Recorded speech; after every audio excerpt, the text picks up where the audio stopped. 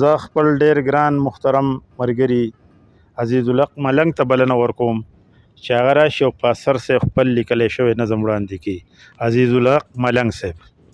ځکه مې سپینې اوښکې دي په سپین رخسار، ځکه مې سپینې اوښکې دي په سپین رخسار، د ګل غوندې مې یار اثر خورلوي.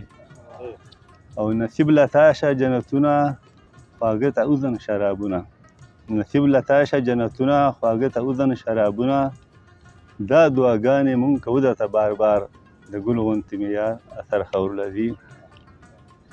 مونږ چې به تلو مشاعرې له یا چېرته نورې مرکې له، مونږ چې به تلو مشاعرې له یا چېرته نورې مرکې له، خوږې خبرې به دې کړې راته په لار، د ګل غوندې مې یار اثر خورلوي.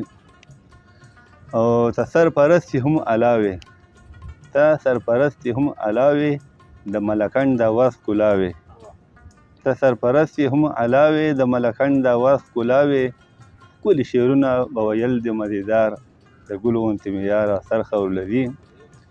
او د عزیز الحق ملنګ دعا کړم زاري په در کې د الله کړم، د عزیز الحق ملنګ دعا کړم زاري په در کې د الله کړم، کړې تور لحد ورباندې تا ربه ګلزار، د ګل غوندې مې یار اثر خورلوي.